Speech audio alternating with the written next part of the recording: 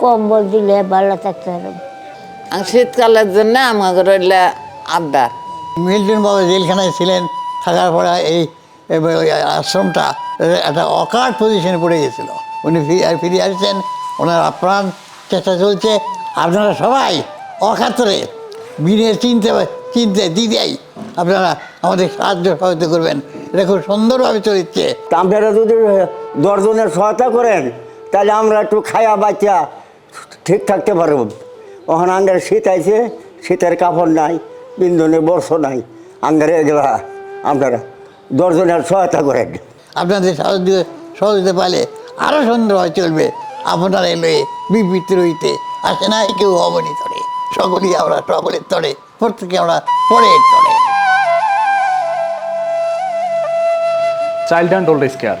রাস্তায় পড়ে থাকা অসহায়, অজ্ঞাত, হাতে পায়ে ঘাপচন হয়ে যাওয়া বৃদ্ধ বাবা মা, পাগলি বোন, প্রতিবন্ধী শিশুদের ভরসার স্থান এবং দেশের বৃহত্তর আশ্রয়স্থল। গত অক্টোবর মাসে এই প্রতিষ্ঠানটি 1 দশক পেরিয়ে 11তম বছরে পদার্পণ করেছে। ঠিক তার কয়েক মাস আগেই এই প্রতিষ্ঠান নিয়ে নানা জল্পনা কল্পনার সৃষ্টি হয় এবং তার পরবর্তীতে আবার সেই প্রতিষ্ঠানের দায়িত্ব ফিরে পান এই প্রতিষ্ঠানেরই প্রতিষ্ঠাতা পরিচালক মিল্টন সমাদ্দার। এই প্রতিষ্ঠানের বর্তমান অবস্থা নিয়ে আপনাদেরকে জানাবো, প্রতিষ্ঠানটি কিভাবে চলছে, কি কি সংকট রয়েছে, এখানে যারা দায়িত্বে আছে তাদের সাথে কথা বলবো এবং যারা এখানে আশ্রিত রয়েছেন তাদের সাথেও কথা বলে আপনাদেরকে জানাবো প্রতিষ্ঠানের সর্বশেষ অবস্থা। আপনারা জানেন যে চাইল্ড রেস্কিউ কেয়ারের প্রতিষ্ঠাতা জনাব মিল্টন সমাদ্দার, উনি নানা অভিযোগের কারণে উনি হচ্ছে যে জেল হাজত খাটে। জামিনে মুক্তি পেয়ে উনি চাইল্ড রেস্কিউ কেয়ারের হচ্ছে যে সকল দায়িত্ব বুঝে পাইছে। সকল দায়িত্ব বুঝে পাওয়ার পর আপনারা জানেন যে চাইল্ড রেস্কিউ কেয়ারে আমাদের আগে যেরকম হচ্ছে যে দান সহযোগিতা এসেছিল সেরকম দান সহযোগিতা আসতেছে না। আমাদের চাইল্ড রেস্কিউ কেয়ারের নিবাসী রয়েছে 155 জন এবং আমরা স্টাফ রয়েছি হচ্ছে 70 জন। টোটালি হচ্ছে 225 জন। আমরা হচ্ছে যে একবেলা যদি আমরা খেতে যাই সেখানে আমাদের হচ্ছে 35 থেকে 40 কেজি চাল লাগে এবং আমাদের যদি সবজি খেতে চাই, সবজি আমাদের লাগে হচ্ছে যে 40 কেজি এবং হচ্ছে যে আমরা মাছ খেতে চাই তাহলে আমাদের মাছ লাগে হচ্ছে 35 থেকে 40 কেজি এবং আমরা যদি হচ্ছে ডিম খেতে চাই তাহলে হচ্ছে 225টা ডিম লাগে। মাংস খেতে চাই যেমন হচ্ছে পোলট্রি মুরগি যদি আমরা খেতে চাই তাহলে আমাদের 40 কেজি হচ্ছে পোলট্রি মুরগি লাগে। বাজারের যে ঊর্ধ্বগতি, এই ঊর্ধ্বগতির কারণে আসলে আমাদের 3 বেলা যে খাবার আসলে আমরা পেট ভরে আমরা আসলে আমাদের নিবাসীদেরকে খাবারটা দিতে পারতেছি না। আপনাদের সাধ্যমতো আমাদের চাইল্ড অ্যান্ড ওল্ড এজ কেয়ারে আপনারা হচ্ছে ভিজিট করে আপনারা দান সহযোগিতা করবেন।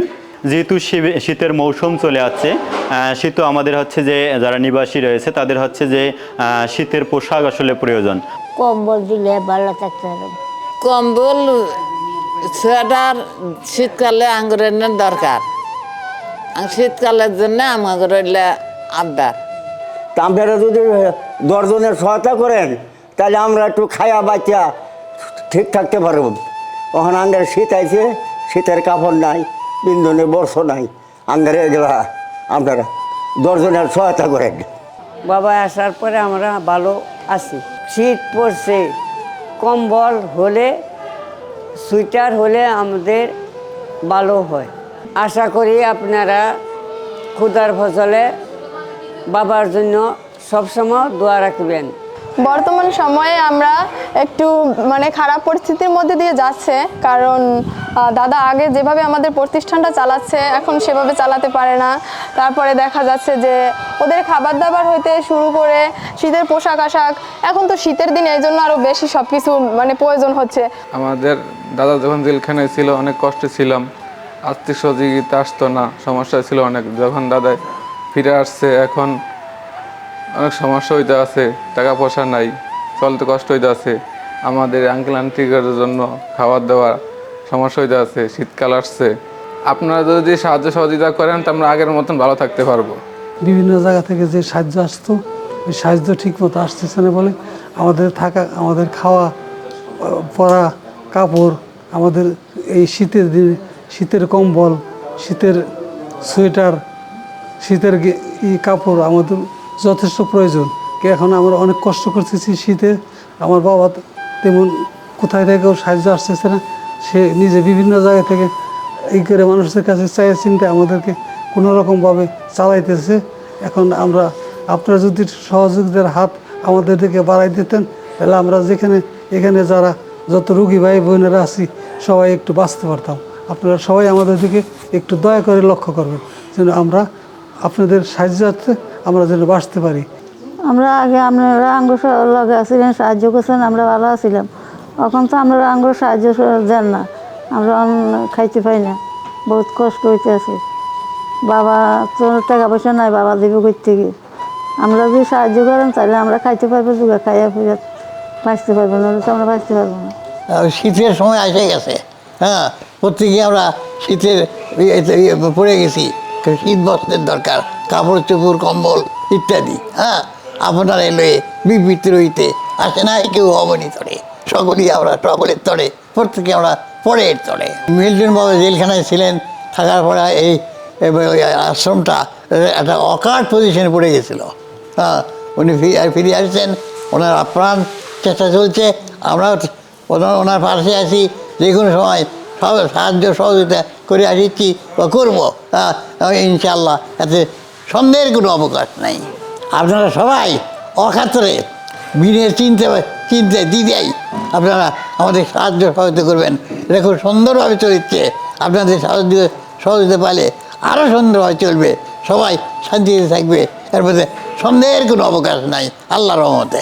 সর্বসাকুল্যে যে তাদের হচ্ছে যে 3 বেলা ঔষধ দিতে হয়, সেই ঔষধ আমাদের প্রয়োজন, এবং হচ্ছে মেডিকেল যে সামগ্রিকগুলো সেই সামগ্রিক প্রয়োজন। ওষুধের অনেক সংকট ছিল, সেই তুলনায় এখন তারা সুস্থ হয়ে যাচ্ছে, সঠিক ট্রিটমেন্টটা পাইতেছে, সঠিক ওষুধ সরবরাহ হইতেছে। আর এখন এটা আরেকটু ডেভেলপ করার জন্য আর্থিকভাবে এখন আমরা সংকটে আছি। আপনারা যদি আমাদের পাশে থাকতে পারেন তাহলে আমরা বাবা মাদেরকে সঠিক পরিপূর্ণভাবে ট্রিটমেন্ট দিতে পারবো। সর্বোপরি আপনারা হচ্ছে আপনাদের সাহায্য সহযোগিতা আপনারা বাড়িয়ে দিবেন, যেহেতু আমাদের গত 6 মাস কোনো সাহায্য সহযোগিতা আসে নাই। যেহেতু প্রতিষ্ঠানটি আপনাদের সাহায্য সহযোগিতায় প্রতিষ্ঠানটি চলমান রয়েছিল, আপনাদের সাহায্য সহযোগিতার জন্য আবারও আমাদের এই প্রতিষ্ঠানটি মানে দীর্ঘ পথ চলে, এবং আমরা যেন হচ্ছে যে এই বৃদ্ধ বাবা মা এবং হচ্ছে শিশুদেরকে নিয়ে যেন ভালো থাকি। সৃষ্টির সেরাজীব মানুষ, সে মানুষ কেনই বা পড়ে থাকবে রাস্তায়? ঠিক এমন প্রশ্ন প্রত্যেকের মনে, এবং এর সমাধান খুঁজতে আমাদের চাইল্ড অ্যান্ড ওল্ড এজ কেয়ারের প্রতিষ্ঠাতা পরিচালক মিল্টন সমাদ্দার সর্বদা সচেষ্ট এবং কাজ করে যাচ্ছেন এই অসহায় মানুষদের নিয়ে। তেমনি করে বিগত সময়টাতে প্রতিষ্ঠানের উপর থেকে বড় একটা ঝড় ঝাপটা গিয়েছে, সেখান থেকে উত্তরণের চেষ্টা চলছে। ঠিক এই অবস্থায় প্রতিষ্ঠানে রয়েছে নানা সংকট, এবং সেই সংকট মোকাবেলায় আপনাদের সকলের সহযোগিতা প্রয়োজন। যেমন এখানে যারা অসহায় বৃদ্ধ বাবা মা, পাগলি বোন, প্রতিবন্ধী শিশু, এবং আমার পাশে দেখতে পাচ্ছেন, এদের প্রত্যেকেরই আসলে যে মৌলিক চাহিদাগুলো রয়েছে সেগুলো পূরণের চেষ্টা সবসময় চালিয়ে যাচ্ছে প্রতিষ্ঠান। তেমনি করে এখন শীতকাল, শীত এসেছে, রাতে প্রত্যেকেরই এখানে থাকতে অনেকটাই কষ্ট হচ্ছে। আপনারা জানেন আমাদের এই আশ্রমটি হলো সাভারে স্থায়ী আবাসন, যেখানে প্রচণ্ড পরিমাণ শীত। এখন সেই শীতের মধ্যে তাদের আসলেই অনেক কষ্ট হচ্ছে। এদের প্রয়োজন কম্বল, প্রয়োজন সোয়েটার এবং গরম পোশাক। কারণ এই মানুষগুলো পড়েছিল রাস্তায়, শরীরে বাসা বেঁধেছে বিভিন্ন ধরনের রোগ, সেখান থেকে উত্তরণের চেষ্টা, এবং এদের এই অসুস্থতার কারণে বেশি করে এদের সহযোগিতা প্রয়োজন, খাদ্য প্রয়োজন, বাসস্থানের ব্যবস্থা, আপাতত মাথা গোঁজার ঠাঁই হয়েছে, এবং এদের পরিচর্যার জন্য আপনাদের সহযোগিতা একান্ত প্রয়োজন। সর্বোপরি কথা হলো, এই অসহায় মানুষদের পাশে আপনাদের সহযোগিতা আমরা সবসময় কামনা করি, এবং আপনারা আছেন বলেই, সহযোগিতা করেছেন বলেই আজ এই প্রতিষ্ঠান এ পর্যন্ত এসেছে। আশা করছি ভবিষ্যতেও আপনারা এই অসহায় মানুষদের পাশে থাকবেন, আপনারাও ভালো থাকবেন, সুস্থ থাকবেন, সেই কামনায় আজকে বিদায় নিচ্ছি। ধন্যবাদ।